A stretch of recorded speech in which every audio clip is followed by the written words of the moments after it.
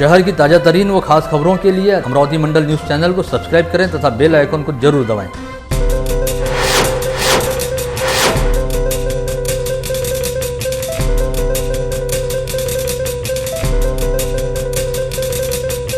नमस्कार, दैनिक अमरावती मंडल के मंडल news bulletin में आप सभी का स्वागत है। आइए पेश करते हैं आज की कुछ खास खबरें। कोरोना संक्रमण के खतरे को देखते हुए विगत 24 मार्च से लागू किए गए लॉकडाउन के तहत सभी धार्मिक स्थलों को पूरी तरह से बंद करा दिया गया था। तब से यानी पिछले 8 माह से सभी धार्मिक स्थलों व प्रार्थना स्थलों के मुख्य प्रवेश द्वारों पर ताले लटके हुए थे और यहां पर आम श्रद्धालुजनों व भाविकों का प्रवेश पूरी तरह से प्रतिबंधित था। लेकिन राज्य सरकार ने विगत दिनों ही सोमवार 16 नवंबर से सभी धार्मिक स्थलों को खुलने की छूट देने का निर्णय लिया। ऐसे में सोमवार की सुबह से सभी धार्मिक स्थलों को आम लोगों के लिए खोल दिया गया। इससे पहले रविवार की शाम से ही सभी धार्मिक स्थलों व प्रार्थना स्थलों में सैनिटाइजेशन की प्रक्रिया की गई और सोमवार की सुबह से फिजिकल डिस्टेंसिंग के नियमों का पालन करते हुए भाविक श्रद्धालुओं को धार्मिक स्थलों पर प्रवेश देना शुरू किया गया। इस समय सभी भाविक श्रद्धालुओं को मास्क का प्रयोग करना और सैनिटाइजर का उपयोग करना अनिवार्य किया गया है।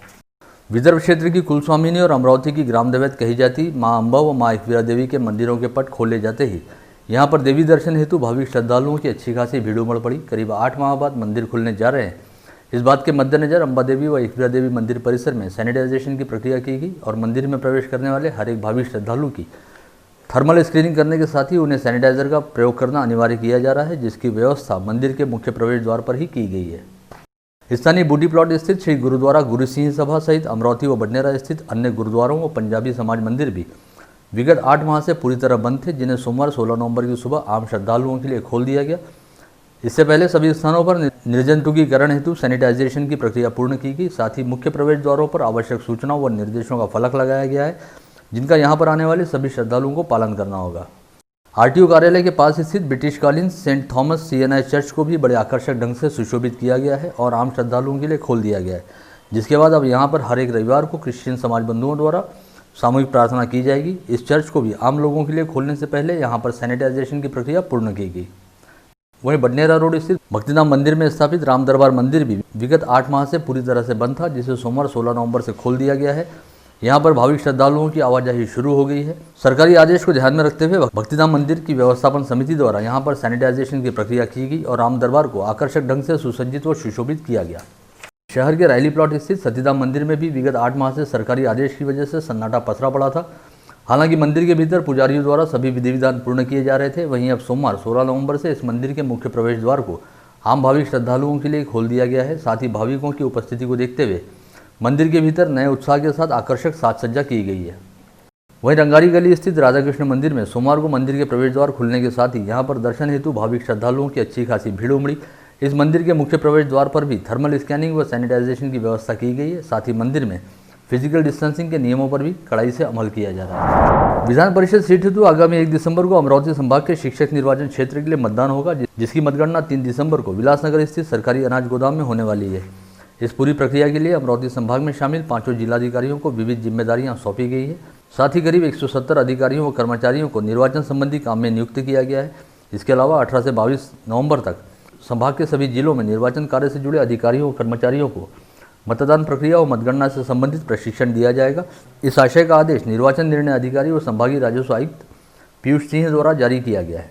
मतगणना के मद्देनजर 26 नवंबर व 2 दिसंबर को पहले व दूसरे प्रशिक्षण वर्ग का आयोजन किया गया है। साथ ही 2 दिसंबर को 3 बजे विलासनगर स्थित शासकीय धान्य गोदाम में मतगणना की रंगीन तालीम लेना तय किया गया है। ऐसे में सभी नियुक्त अधिकारियों व कर्मचारियों को इस स्थान पर 2 दिसंबर को 3 बजे मतगणना की रंगीन तालीम तथा 3 दिसंबर को प्रातः 6 बजे प्रत्यक्ष मतगणना के काम हेतु उपस्थित रहना होगा। राज्य विधान परिषद की सीट हेतु अमरावती शिक्षक निर्वाचन क्षेत्र में इस समय नामांकन प्रक्रिया का अंतिम चरण चल रहा है और नामांकन वापसी के लिए मात्र 1 दिन शेष बचा हुआ है।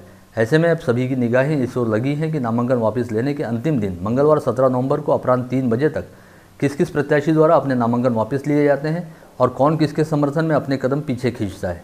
साथ ही नामांकन वापसी की अंतिम तिथि के बाद मैदान में कौन कौन प्रत्याशी शेष बचते हैं, इस ओर भी सभी का ध्यान लगा हुआ है। इसके बाद ही चुनाव की अंतिम स्थिति स्पष्ट होगी।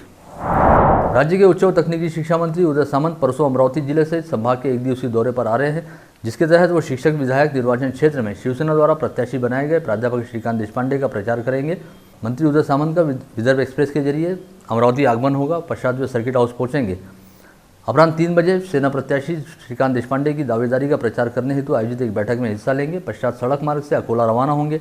अकोला में भी वे सेना प्रत्याशी प्राध्यापक श्रीकांत देशपांडे के प्रचार हेतु एक बैठक में हिस्सा लेंगे।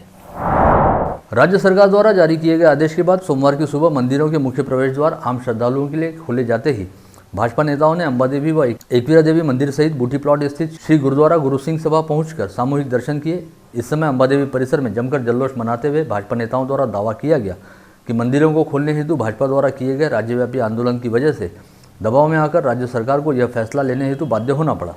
भाजपा के प्रदेश संगठन मंत्री श्रीकांत भारतीय तथा भाजपा शहराध्यक्ष किरण पातुरकर सहित शहर व जिला भाजपा के कई पदाधिकारी सोमवार की सुबह अंबा देवी व एकवीरा देवी मंदिर परिसर में दर्शन करने हेतु पहुंचे।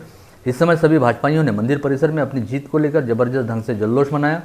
साथ ही कहा कि भाजपा द्वारा पिछले लंबे समय से मंदिरों को खोले जाने की मांग की जा रही थी और आज यह मांग राज्य सरकार को पूरी करनी पड़ी।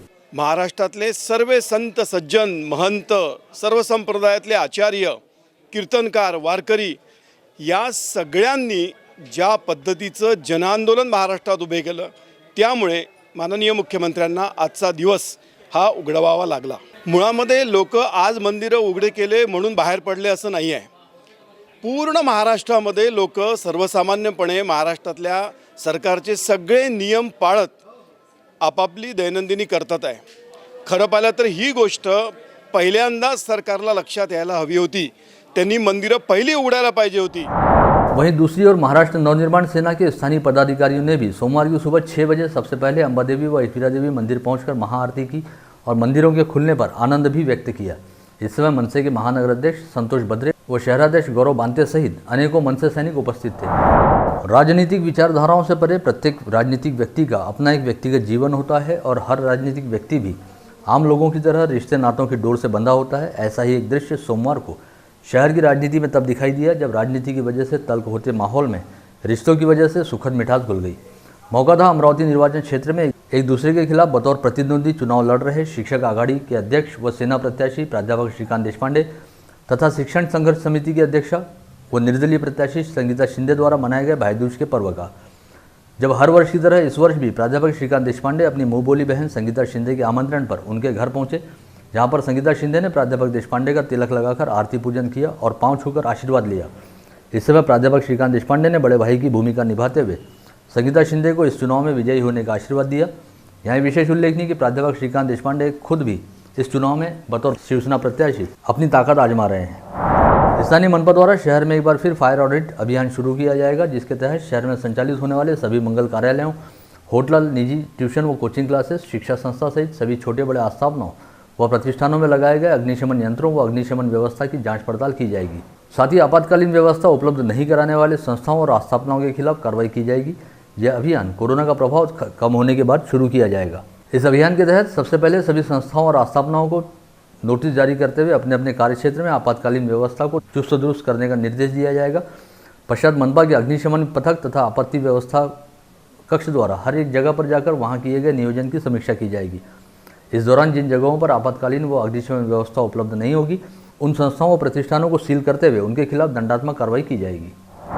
राज्य के सरकारी अनुदानित व निजी व्यवस्थापन की शालाओं और जूनियर कॉलेजों में 9वीं से 12वीं तक की कक्षाएं आगामी 23 नवंबर से शुरू हो रही हैं। इस पार्श्वभूमि पर मंगलवार 17 से 22 नवंबर तक राज्य के लाखों शिक्षक एवं शिक्षकेतर कर्मचारियों सहित शालाओं से संबंधित रहने वाले सभी कर्मचारियों की कोविड टेस्ट की जाएगी, जिसकी वजह से राज्य के सभी शिक्षकों व शिक्षकेतर कर्मचारियों में काफ़ी हद तक भय का माहौल है। राज्य में शालाओं को सुचारू ढंग से शुरू करने के लिए शालेय शिक्षा विभाग ने 4 दिन पहले सरकारी निर्णय जारी किया, जिसमें कहा गया कि शिक्षक व शिक्षकेतर कर्मचारियों को कोविड टेस्ट करना जरूरी है और उन्हें 17 से 22 नवंबर के दौरान अपनी RT-PCR टेस्ट करवाना अनिवार्य है। सभी शिक्षकों व शिक्षकेतर कर्मचारियों को टेस्ट करवाने के बाद प्रयोगशाला द्वारा दिया गया प्रमाण पत्र स्कूल प्रबंधन के सामने पेश करना होगा, जिसकी व्यवस्थापन द्वारा पड़ताल करने के बाद इन शिक्षकों और शिक्षकेतर कर्मचारियों को शाला में प्रवेश दिया जाएगा। जिले में सोमवार 16 नवंबर को कोरोना के 25 नए संक्रमित मरीज पाए गए। इसके साथ ही जिले में कोरोना के कुल संक्रमितों की संख्या 16,942 पर जा पहुंची है। सोमवार को RT-PCR टेस्ट में 1 और रैपिड एंटीजन टेस्ट में 24 लोगों की रिपोर्ट पॉजिटिव आई, जिनमें 2 अल्पवयीन बच्चों सहित 17 पुरुषों व 6 महिलाओं का समावेश रहा। इनमें अमरावती शहर के 22 और ग्रामीण इलाकों के 3 लोग शामिल हैं। सोमवार को जहां 1 और 25 नए संक्रमित मरीज पाए गए, वहीं 31 पुराने संक्रमितों को कोविड मुक्त हो जाने के चलते कोविड अस्पतालों से डिस्चार्ज मिला। जिले में अब तक 16,176 लोग कोविड मुक्त हो चुके हैं। साथ ही इस समय 166 एक्टिव पॉजिटिव मरीजों का कोविड अस्पतालों में इलाज चल रहा है।